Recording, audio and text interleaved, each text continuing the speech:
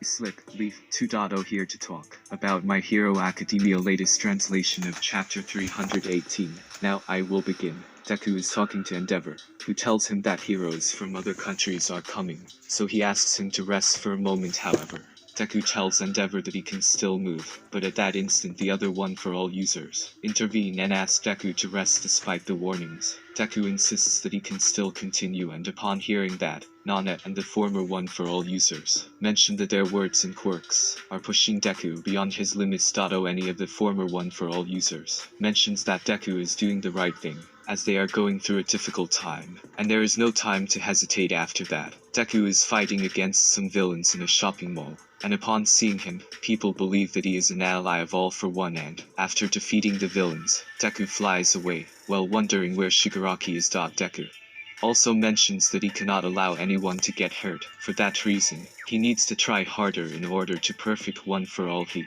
wants to be with others, and be able to smile like he used to. Suddenly, Deku arrives at a certain place, and meets a creepy villain who also escaped from Tartarus prison. That villain is called Dictator, and he can control people's bodies, so, in this way, Dictator controls several civilians and throws them against Deku, who starts to think about what method he should use in order not to hurt the citizens, and, at the same time, free them from Dictator's control. But in the end, Deku does not find a solution, and gives up. Suddenly, Bakugo appears, who is talking on the phone, and mentions that he finally found him, mentioning Deku.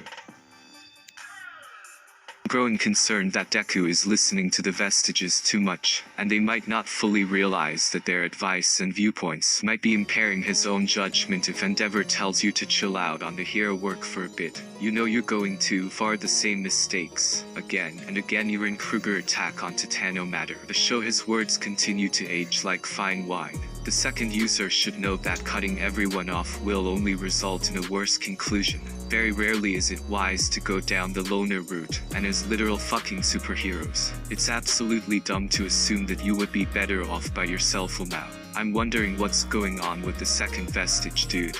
We still hasn't seen his quirk, and there is a panel of him wedged between Bakugo's AP shot and Deku, looking surprised, freaked out. For some reason Nai-chan doesn't look too happy that Bakugo showed up. It's interesting that we still haven't seen his quirk, and the first had to ask both him and the third to help Deku as if they were not on board.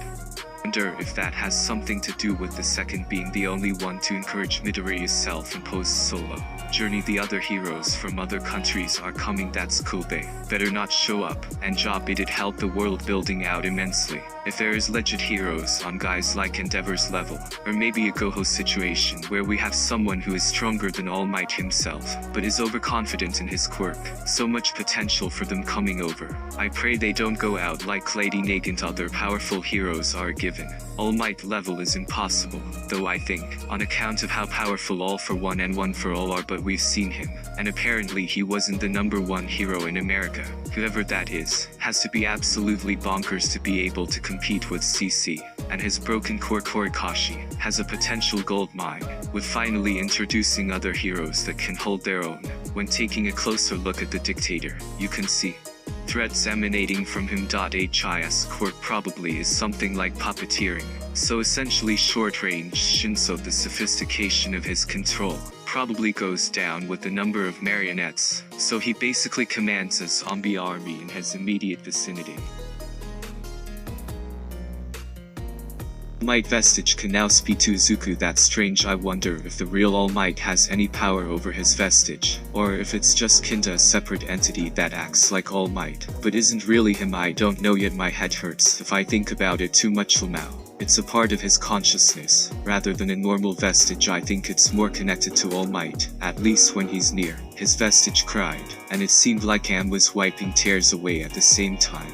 I like to think that before managing to finally get overseas heroes to come to Japan, they just find email lists for heroes, and advertise vacation opportunities, and the ability to easily practice heroism in Japan. If you already have a foreign license, it's a pretty interesting role reversal. Deku was so focused on the power-ups that he didn't have a small precision move to help him in this situation. All his tools would have hurt the civilians while Bakugo returns and fires his AP shot, which is the move he developed when he realized against Moonfish that in some situations large-scale attacks with more power are not the answer. Also, how Deku, who wanted to take up All Might's mantle, has become scary to the very people he wants to save. Yet Bakugo, who was villainized after his kidnapping, returns to Kamino as the reassuring hero named Dynamite. I wonder if we'll hear it. Hey, what's up, Kakin?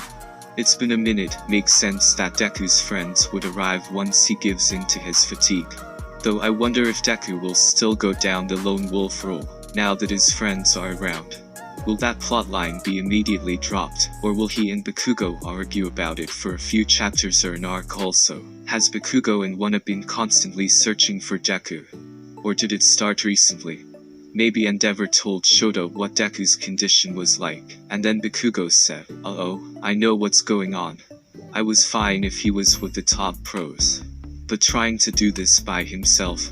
Bruh, hope to see some other Wanna kids follow up Bakugo in the next chapter. I hope Iida and Uraraka are nearby, even if they're not. Iida could arrive shortly once he knows the location. They probably went looking for him the minute he left UA. But my guess is that it's just Bakugo and Todoroki who look for him, since Endeavor trusts them enough to ask for help. Hence why Todoroki kept calling Endeavor. I doubt the rest of Wanna will look for him, because UA would not jeopardize their students, especially now that they knew who the villains are targeting, unless they did it in secret like they did with Bakugo and Kamino. Also, has Bakugo and Wanna been constantly searching for Deku? Or did it start recently? I'm thinking not at the beginning, when Deku was safe with the pros. I'm guessing either All Might told them or they saw some urban legend footage of Dirty Deku, and decided that an intervention was in order. I can't imagine the point of Endeavor ghosting Shoto on panel, and then have him return the call off panel, though we did have dumb cliffhangers like that for interesting chapter. I think that call from Shoto was about the change in plans. I bet that Izawa and the rest of the UA faculty couldn't keep letting Deku throw himself into danger over and over, so they called international backup. I'm excited for some more heroes. Let me know what you think in the comment section about the chapter. Until next time, thanks for watching.